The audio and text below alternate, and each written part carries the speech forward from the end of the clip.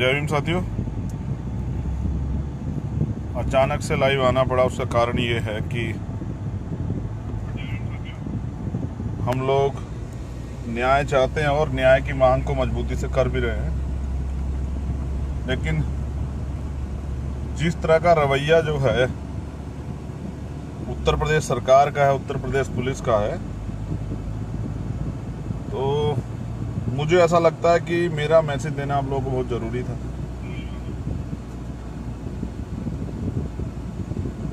Message यही है कि बहुत लंबे समय से ये अन्याय अत्याचार जो हैं दलित समाज पे तो हो ही रहे हैं, लेकिन बहन बेटियों पर ज़्यादा हो रहे हैं। और इसका सबसे बड़ा कारण यही है क्योंकि अपराधियों पर कानून का कोई दबाव नहीं है, कोई डर नहीं है उनको, जिसका खामियाजा जो है हर बार बहनों को अपमानित होकर, बेइज्जत होकर चुकाना पड़ रहा है। जैसे मैंने कहा कि अगर कहीं भी अन्याय होता तो वो न्याय के लिए खतरा बन जाता है। उत्तर प्रदेश हो या कोई अन्य प्रदेश हो, सभी जगह पर कमजोर वर्ग के लोगों का जिस तरह शोषण किया जा रहा है। मैं अगर बात हाथरस की घटना करूं, पहले अगर शुरुआत हाथरस की घटना से करूं क्योंकि बड़ी घटना है, जब तक जिंदा थी तब तक तो न्याय नहीं मिला। अब वो आज हमारे बीच में नहीं है, हमारी बहन, वो बाबा साहब की शेरनी आज हमारे बीच नहीं है, लेकिन उसकी न्याय की आवाज़ कमज़ोर ना पड़ जाए, उसके साथ अन्याय ना हो, ये हर उस भाई की जिम्मेदारी बैठती है जो बहनों से प्यार करता है। और पूरा देश और दुनिया में ये एक रिश्ता है बहन भाई का, जिसको दुनिया का सबसे पवित्र रिश्ता माना जाता है। तो आज मैं अपने लोगों को ये मैसेज देना चाहता हूं कि मेरी जो बहन है, मैं नाम नहीं ले सकता हूं क्योंकि मुझे अधिकार नहीं है, जब तक उसको हम लोग न्याय नहीं दिला देंगे। हाथरस की हमारी पीड़िता बहन, बलरामपुर की हमारी पीड़िता बहन,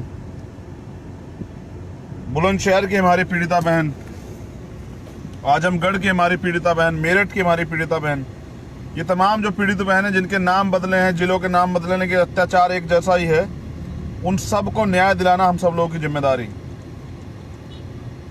आप ये महसूस करिए कितनी पीड़ाएं उसने जो है सहन की गई होंगी और कितना दर्द जो है उसने सहा होगा। मैं अपील करता हूं दुनिया में रहने वाले, भारतीय संविधान को मानने वाले और उन लोगों से जो इस रिश्ते की कदर करते हैं, जो बहनों की, माताओं, मैं उन सब लोगों से ये निवेदन करता हूं कि ये लड़ाई न्याय की है। और आप दुनिया में कहीं भी रहते हैं, क्योंकि पहले भी आपने मेरा साथ दिया हमेशा, जब भी मैंने देश में होने वाले किसी मामले के, आंदोलन की आवाज़ उठाई, तो दुनिया में रहने वाले हमारे संतों, महापुरुषों, गुरुओं को मानने वाले, चाहे संत श्रीमंत सतगुरु रविदास जी महाराज के अनुयायी हों, भगवान वाल्मीकि महाराज के अनुयायी, संत कबीरदास जी महाराज के अनुयायी हों, गुरु नानक देव महाराज के अनुयायी हों, या बाबा साहब अम्बेडकर जी को मानने वाले तमाम लोग हों जो दुनिया में कहीं भी रहते हैं, या भारतीय संविधान से प्रेम करने वाले, या भारत देश से प्यार करने वाले, वो जो तमाम लोग हैं जो दुनिया में कहीं भी रहते हैं, मैं आपसे निवेदन करता हूं कि उत्तर प्रदेश और दिल्ली की सरकार बैठकर किसी तरह इस मामले को ख़त्म करने का प्रयास कर रही है। हमें इस बहरी सरकार को जगाने के लिए आंदोलन को तेज करना पड़ेगा। इसलिए आप जहां रहते हैं, जिस देश में रहते हैं, उस देश के में जो भारतीय दूतावास है, उस भारतीय दूतावास के दफ्तर में जाके आप लोग ज्ञापन दें, वहां आंदोलन करें, वहां आवाज उठाएं।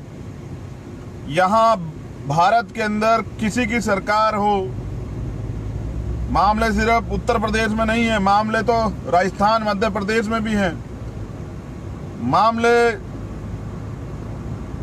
तमाम जगह हो रहे हैं, मामले हरियाणा में भी हैं, झज्जर का भी मामला है, राजस्थान का भी मामला। सरकार किसी की हो, लेकिन यहाँ अन्याय हो रहा है, यहाँ जुल्म ज्यादती हो रही है, और ये जुल्म ज्यादती इस देश के लिए, यहाँ रहने वाली महिलाओं के लिए, बहनों के लिए खतरा है, तो हमें इसकी आवाज को मजबूत करना पड़ेगा। मैं अपील करता हूं कि इस आंदोलन को, क्योंकि मैं नहीं चाहता फिर किसी मनीषा के साथ ऐसा हो, फिर किसी मेरी बहन के साथ ऐसा हो, फिर किसी पीड़िता के साथ ऐसा हो, फिर किसी की बच्ची के साथ ऐसा हो। इसलिए आप जहां भी रहते हैं दुनिया में, वहां से इस सरकार को, निकम्मी सरकार को, बैरी सरकार को, जिनके प्रधानमंत्री, जिस सरकार के प्रधानमंत्री हैं, वो है तो देश के प्रधानमंत्री, लेकिन आज वो जो है सिर्फ और सिर्फ भारतीय जनता पार्टी के प्रधानमंत्री हैं। उनको नई दलितों की जो है लुटती अस्मिता, उन पे हो रहे अन्याय को नहीं दिख रहा है। मैं इस बात से दुखी होकर लाइव कर रहा हूँ, आपसे निवेदन कर रहा हूँ कि आप तमाम लोग जो हैं दुनिया में किसी भी देश में रहते हैं, शहर में रहते हैं, वहाँ की जो दूतावास है, उस दूतावास पर जाकर आप न्याय की मांग को मजबूत करें, जिससे बहरी तानाशाही गूंगी सरकार को सुनाई दे और ये बोले। अगर आज हम लोग चुप रहे तो फिर कल किसी और के साथ ऐसा होगा। मैं ये भी बता देना चाहता हूं कि यहाँ इस मामले को खत्म करने के लिए तमाम लोगों को वहां जाने से रोका जाता है, नजरबंद कर दिया जाता है, पीड़ित परिवार को डराया धमकाया जाता है, मानवता को कलंकित कर दिया जाता है। एक माँ अपनी बच्ची से जिसके साथ दरिंदगी होती है उसको देख नहीं पाती, उसको गले नहीं लगा पाती, उस माँ का दर्द महसूस कीजिए। मैं नौजवान साथियों कहना चाहता हूं कि आप बहन बेटी वाले, आप उस दर्द को महसूस किए जो उसके उस पीड़िता के भाइयों ने कहा। हम सब लोग उसके भाई हैं। अरे बहनों की जाति धर्म नहीं होता, लेकिन इस देश में दलित होना पाप है, अभिशाप है। मैं अपील करता हूं आप सब लोगों से, इस आंदोलन को कमजोर ना पड़ने दें। अगर ये आंदोलन कमजोर हुआ तो ये बहसी दरिंदे कल किसी और बहन की तरफ जो है इसी नजर से देखेंगे और उसको नोचने का प्रयास करेंगे। क्या करेंगे आप लोग कल? क्या अपनी बहन बेटियों को ताला लगा के जो है बंद करके रखेंगे, या ऐसे दरिंदों को सजा दिलाने का काम करेंगे? फैसला आपका है। आप दुनिया में बैठे लोग देख रहे हैं, ये मौका है इस देश में जो अन्याय, अत्याचार, जुल्म जाति महिलाओं पर हो रही हैं, गरीबों पे, शोषितों पे, मजलूमों पे, वंचितों पे हो रही है, उसको रोकने का। यहाँ की सरकारें न्याय देने में असफल हो रही है क्योंकि उनका न्याय देने का ना नियत है ना मन है। यहाँ लोकतंत्र है और लोकतंत्र में न्याय जन्मसिद्ध अधिकार है, लेकिन ऐसा कुछ भी नहीं दिखाई दे रहा है। जो न्याय के लिए आवाज उठा रहे हैं उनको बंद किया जा रहा है। इससे स्पष्ट होता है कि न्याय के प्रति उनकी भूमिका बिल्कुल नहीं है। और जिस तरह से एविडेंस मिटाने का काम किया गया, पीड़ितों की असहमति के बाद फूल की तरह पालते हैं एक माँ बाप अपनी बच्ची को और पलकों पर रखते हैं भाई उसको, उसकी आंख से आंसू नहीं निकलने देते। कितनी दरिंदगी जो है यहाँ बहनों के साथ हो रही है। और ऐसे नीच लोगों की जो जमानत की बात करते हैं, ऐसे नीच लोगों की जो हितैषी होने की बात करते हैं, उनके मानव होने पे मुझे शक है। ये मुझे कड़े शब्दों में कहना पड़ रहा है कि महिलाओं पे अत्याचार करने वाले पुरुष नहीं हो सकते, नपुंसक हो सकते हैं। जैसा अपराध किसी की बेटी के साथ करते हैं, अगर वो अपराध किसी कारण से आपके परिवार में किसी के साथ हो जाए तो कैसा महसूस होगा आपको? ये जो दरिंदगी है, ये जो हैवानियत है, कहां से लाते हैं? किस मुंह से अपनी बहनों का और माताओं का सामना कर पाते हैं? किस तरह उनसे आंख मिला पाते हैं ऐसी दरिंदगी करने के बाद? आप जो ये जो लोग हैं ऐसे, तो मैं मांग करता हूं और अपील करता हूं भीम आर्मी और आजाद समाज पार्टी के सभी कार्यकर्ताओं से, जहां भी आंदोलन हो उस आंदोलन में शरीक हो, अपनी मांग को मजबूत करें। इस पूरी घटनाक्रम की सीबीआई जांच होनी चाहिए। आरोपियों को बचाने का प्रयास किया जाए। जो अधिकारी कर्मचारी सम्मिलित हैं उनको जो है उन पे मुकदमे दर्ज होने चाहिए, उनको जेल भेजना चाहिए, जिससे कि और कोई अधिकारी ऐसा ना करे। फिर इस उत्तर प्रदेश में जहां जंगल राज है, वहां के मुख्यमंत्री को इस्तीफा देना चाहिए। मैं गारंटी देता हूं कि 2 दिन के लिए कुर्सी आप मुझे दे दें और मैं देखता हूं कि कोई अपराधी, ऐसा अपराध सोचने वाला भी जो है अगर चैन से सो जाए। लेकिन क्योंकि हमारे लोग अभी समझदारी से काम नहीं ले रहे हैं, वो बटे हुए हैं, इस वजह से जो है ये थोड़े से लोग सत्ता में बैठे हैं और सत्ता में बैठ के हमारे लोगों पे अत्याचार कर रहे हैं। मैं निवेदन कर रहा हूं पूरी दुनिया में रहने वाले शोषित, वंचित, कमजोर तबके के लोगों से, माताओं बहनों से, बुजुर्गों से, बच्चों से, युवा साथियों से, इस आंदोलन को राष्ट्रव्यापी नहीं, दुनिया में सबसे बड़ा आंदोलन बनाने के लिए संघर्ष करें। यहां दलितों का रहना अहमियत रखता है,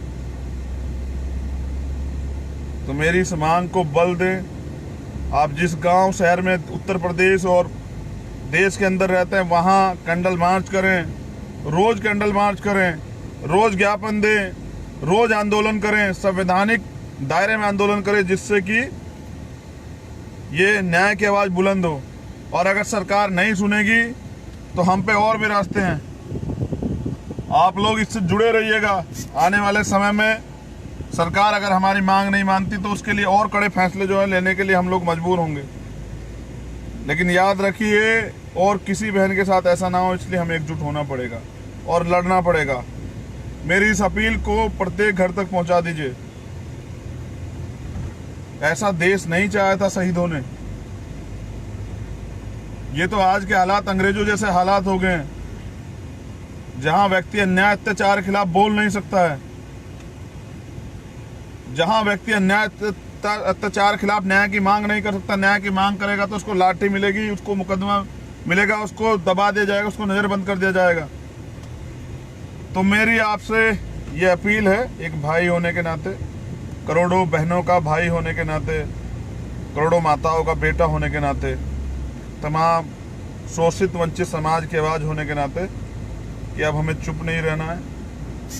जब तक उत्तर प्रदेश का मुख्यमंत्री इस्तीफा नहीं देगा, जब तक प्रधानमंत्री जो है पीड़ित परिवार के न्याय की आवाज को बुलंद नहीं करेंगे, जब तक ऐसे अधिकारी कर्मचारी बर्खास्त नहीं होंगे, तब तक हमारा आंदोलन जारी रहेगा। और एक लोगों ने का एक संदेश आता है कि साहब 25 लाख रुपए सरकार ने दिए हैं। मैं जिम्मेदारी से कहता हूं कि अपराध को बचाने के लिए प्रशासन के लोगों ने लिए हैं, वो मुंह खोलकर बताए। उनके वजन के बराबर पैसे जो है हम लोग देने का काम करेंगे। लेकिन इस देश में अगर हमारे लोगों के साथ अन्याय होगा, हमारी बहनों के साथ अन्याय होगा, फिर न्याय नहीं मिलेगा, तो हम लोग अपने प्राणों की बाजी लगा देंगे। लेकिन इस देश में महिलाओं के प्रति जो है सुरक्षा की भावना महिलाओं के अंदर आ गई है, उस असुरक्षा की भावना को खत्म करना पड़ेगा। मेरी बहुत बहुत मंगल कामना आप सब लोगों को, जो लोग संघर्ष कर रहे हैं।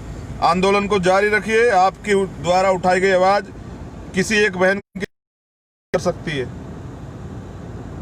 अपने आसपास कहीं भी अगर ऐसे भेड़िए हों तो ऐसे भेड़ियों को सबक सिखाइए।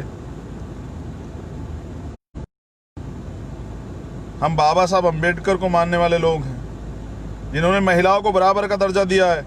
हम तमाम दुनिया में रहने वाली बहनों का सम्मान करते हैं और उनकी सुरक्षा के लिए अपनी प्राणों की बाजी लगा देंगे। हम उन अन्याय अत्याचार जैसे नहीं जो अपराधियों का साथ दे रहे हैं जाति की वजह से। हम न्याय प्रिय लोग हैं।